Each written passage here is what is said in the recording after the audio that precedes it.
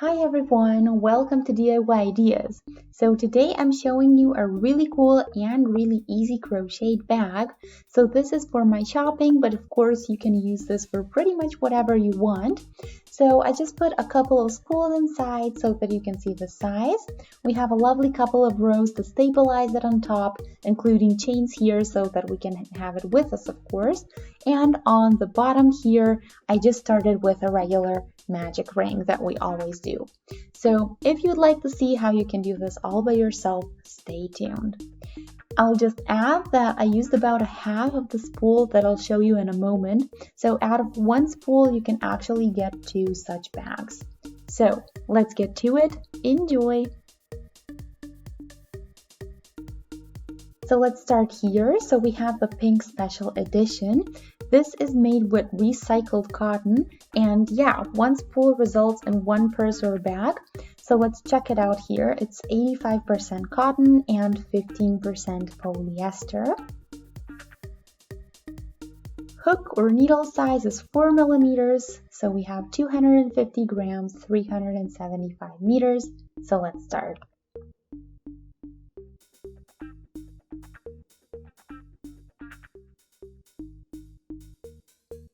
So with this particular spool, I can't really reach into the middle, so this time I'll just stick to the outside starting yarn. So let's do a magic ring. So around your index and middle finger, you want to cross on top, then take it up with your hook and you get your little ring.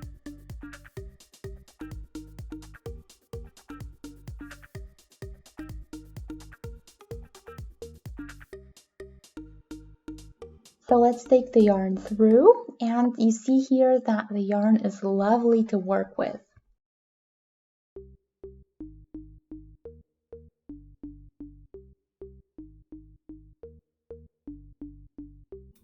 I'm doing 10 singles into the ring directly.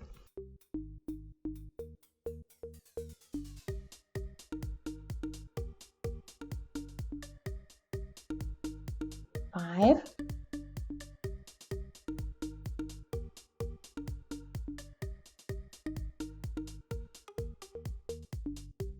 7,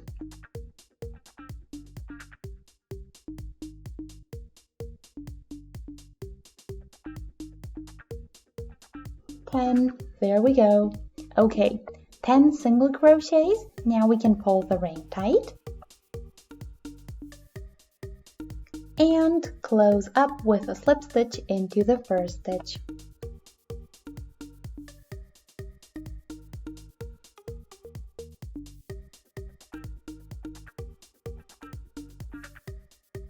In the meantime, my spool rolled away to the floor, but I'll just leave it there for now.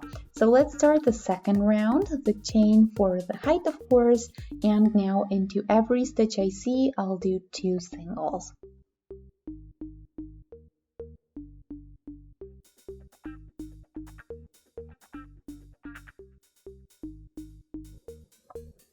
There we go.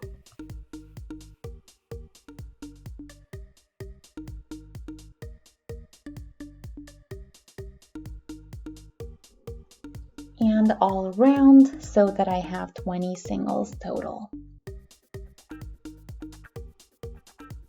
I again close the round up with a slip stitch, and now we will start with trebles. So I'm doing 3 chains for the height, then into the first stitch we do a treble, and right after it a chain and another treble into the next stitch of our base. And then we will just keep doing a treble into each stitch we see and a chain in between each treble.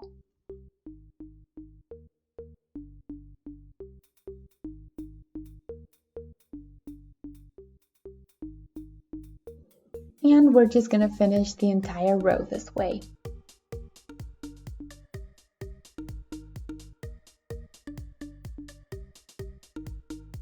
So here are my 20 trebles with chains in between. I again closed it up with a slip stitch, so we can now start with our chain section. So let's start with 5 now, and this will keep increasing. So first it's going to be 5, then it's going to be 6 and 7, and then we're going to stay at 7. So anyway, we're doing 5 for now.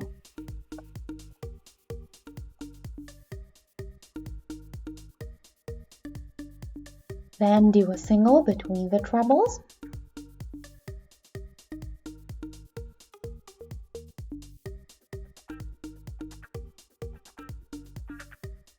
And again 5 chains, and again the single between the trebles.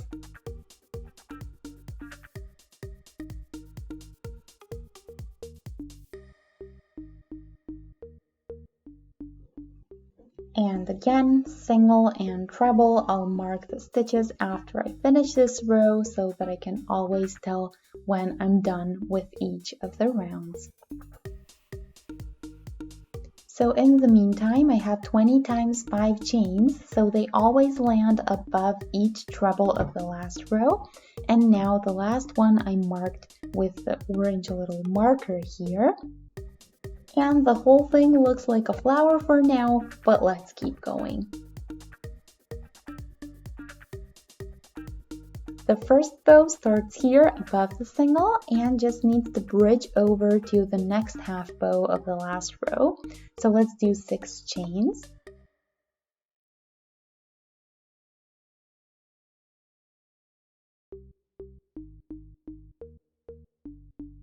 Secure again with a single, and then the following ones will always go over the connecting section of the 2 bows, so you always know where your bow will go when you do it.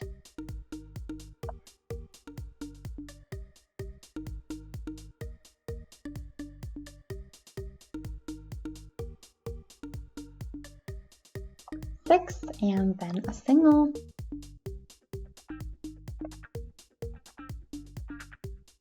I'll show you one more time. So 6 chains.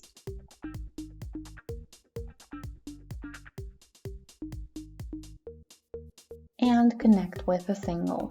And keep going till you get to your marker here. So the round with the 6 chains is now done. You see the lovely bows that we get.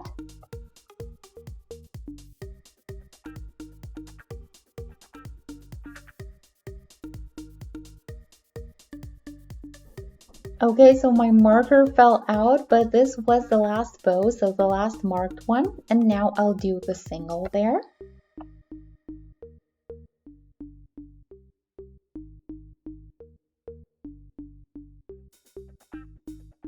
And mark that one too. So that was the last one here, and now I'll do 7 chains for each bow, and I'll keep it at 7.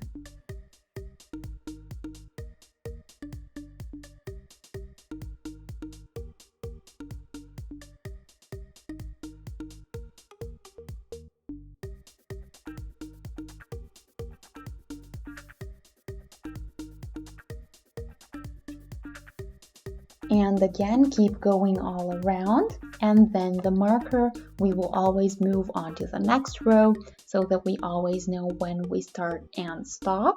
And I'll now do this quite a bit this way, the exact same way as so far, so the size is of course up to you, but I'll show you what I have after a bit, so stay tuned for that. So I'm here, I finished the first 7 chain bow round, so let me finish this really fast.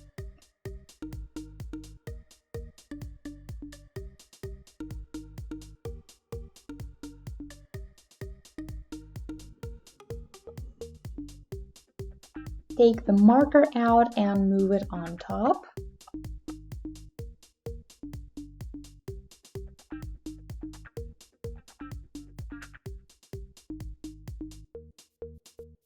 So now you can see the structures, so they're overlapping a little bit, but when you stretch them out, you should be able to see it up close.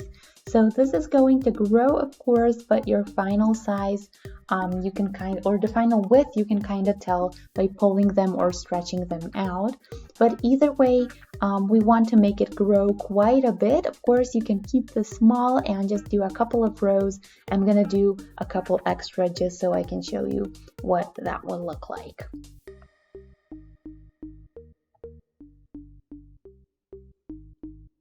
Okay, so I did 17 rounds total, so you can do this as big or small as you like. I chose 17 rows total for my bag. So here is my beginning or my bottom base, and then we go up. So the whole thing is pretty big.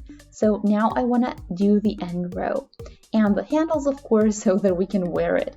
So now on top, I want to give it a bit more stability, which means that I'll do singles around the chains here on top.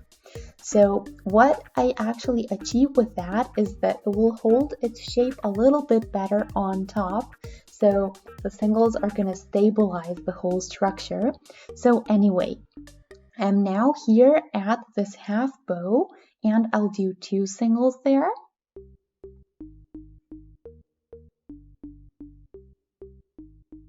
Then here around each bow, we do 5 singles.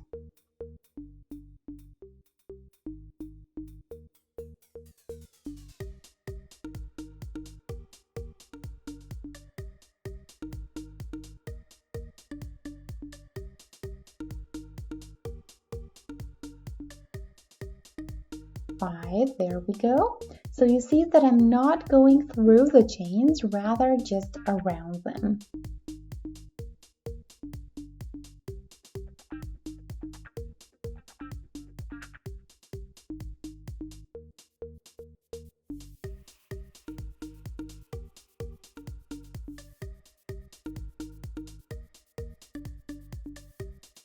And number 5.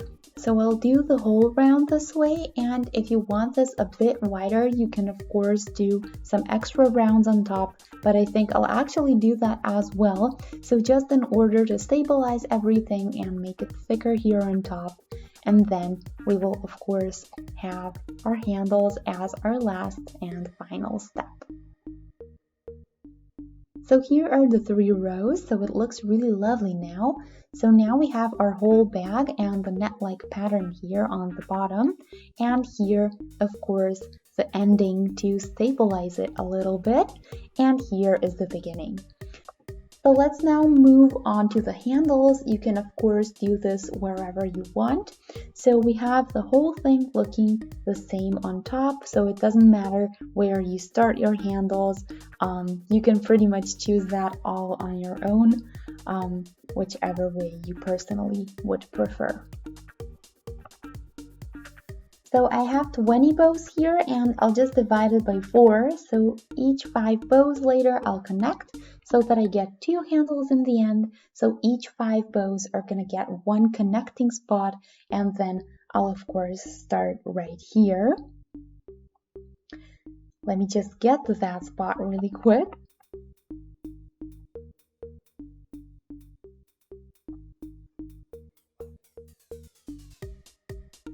Here I'll start with some chains, so I can just take the size as I want it. So I'll do 50 chains for mine.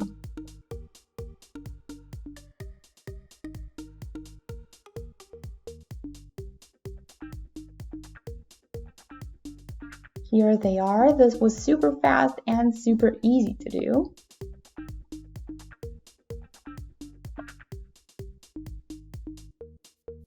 So let's see, 1, 2, 3, 4, 5 bows, and after the 5th, you need to go through and do a slip stitch.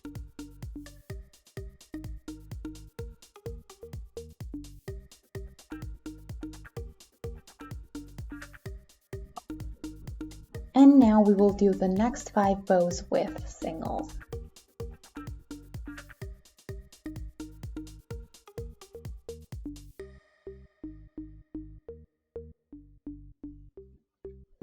Here is the slip stitch, and then 1, 2, 3, 4, 5 bows with singles on top, and then we can again start with 50 chains.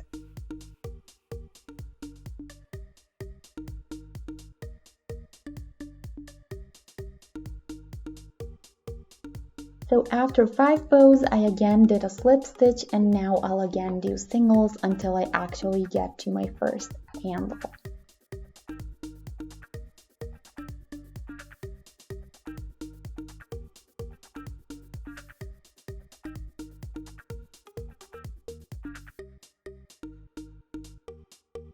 Here are the singles after, again, 1, 2, 3, 4, 5, and this little piece here, so 5.5 this time, and then we're at our first handle, so right where we started. Since these are a little bit thin, I think what we can do is just do singles around the chains, again 50, just like the chains, and of course go through the chains and get that effect. It might look a bit neater that way, but I think it's easier to do it this way.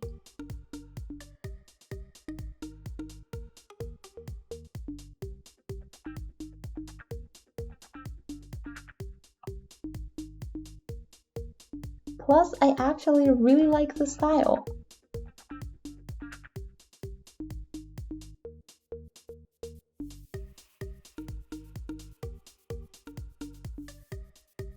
So I'll do the same with the other handle.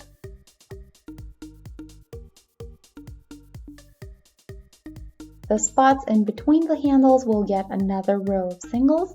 So I have 4 now, and I'll have 5 when we are completely done. If you don't think this is thick enough, you can of course do this a couple more times and then just finish whenever you think it looks good and is stable enough.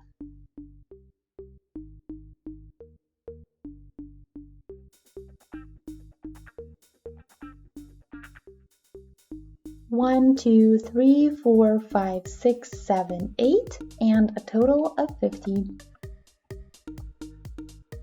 I'll finish this around the second handle as well. So here are both of them done. There we go. So these are pretty short with the 50 chains. You can of course do this longer or even shorter if you'd like that. So either way, just like with the size and the net pattern itself, you can just play with it and see what suits you best. Now we just need to weave this in. So that's all there is to do, super easy. So this time, this is really great. We just have the very ending to weave in and the very beginning as well, and then we will be completely done. Pull the thread out and tight, and then we will weave it in somewhere next to it, and let me find the beginning.